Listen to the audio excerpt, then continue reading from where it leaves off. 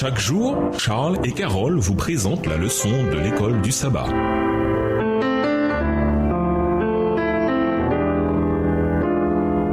Bienvenue à votre émission. Dieu nous parle. Nous voilà la leçon de jeudi. Je te fais Dieu pour le Pharaon. Lisons Exode 6, verset 28 à Exode 7, verset 7. Comment le Seigneur gère-t-il l'objection de Moïse? Exode 6, verset 28 à Exode 7, le verset 7. Lorsque l'Éternel parla à Moïse dans le pays d'Égypte, l'Éternel dit à Moïse, « Je suis l'Éternel. Dis à Pharaon, roi d'Égypte, tout ce que je te dis. » Et Moïse répondit en présence de l'Éternel, « Voici, je n'ai pas la parole facile. Comment Pharaon m'écouterait-il » Exode 7. L'Éternel dit à Moïse, « Vois, je te fais Dieu pour Pharaon, et Aaron, ton frère, sera ton prophète. Toi, tu diras tout ce que je t'ordonnerai, et Aaron, ton frère, parlera à Pharaon, pour qu'il laisse aller les enfants d'Israël hors de son pays. Et moi, j'endurcirai le cœur de Pharaon, et je multiplierai mes signes et mes miracles dans le pays d'Égypte. Pharaon ne vous écoutera point. Je mettrai ma main sur l'Égypte, et je ferai sortir du pays d'Égypte mes armées, mon peuple, les enfants d'Israël, par de grands jugements. Les Égyptiens connaîtront que je suis l'Éternel lorsque j'étendrai ma main sur l'Égypte, et que je ferai sortir du milieu d'eux les enfants d'Israël. Verset 6. Moïse et Aaron firent ce que l'Éternel leur avait ordonné. Ils firent ainsi. Moïse était âgé de 80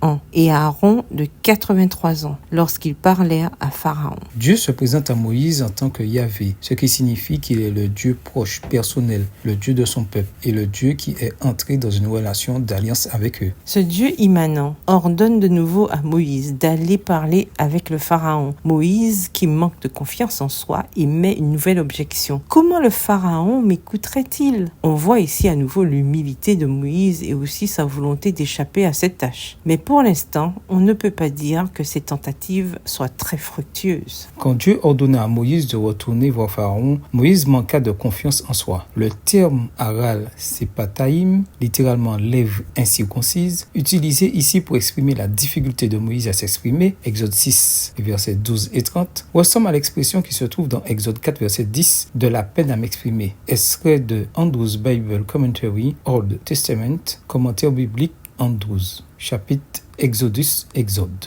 écrit par Berrien Spring du Michigan Andrews University Press en 2020 à la page 205. Dans sa miséricorde, Dieu donne à Aaron pour aider Moïse. Moïse parlera à Aaron, qui à son tour parlera publiquement au Pharaon. Ainsi, Moïse jouera le rôle de Dieu devant le roi égyptien et Aaron sera son prophète. Ce récit nous donne une parfaite définition du rôle d'un prophète. Un prophète est un porte-parole pour Dieu. Il ou elle transmet et interprète la parole de Dieu au peuple. Moïse parlait à Aaron, puis Aaron l'annonçait au Pharaon. De même, Dieu communique par le biais d'un prophète, qui proclame ensuite l'enseignement de Dieu au peuple. Il peut le faire oralement, en personne, ou, comme c'était le cas le plus souvent, le prophète recevait le message de Dieu et le mettait par écrit. Dieu explique aussi à Moïse à quoi il peut s'attendre dans ses rencontres avec le Pharaon. Il l'avertit, la confrontation sera longue et tendue. Pour la deuxième fois, Dieu insiste pour dire que le Pharaon sera très têtu et qu'il endurcira son cœur. Exode 4, le verset 21. Exode 7, le verset 3.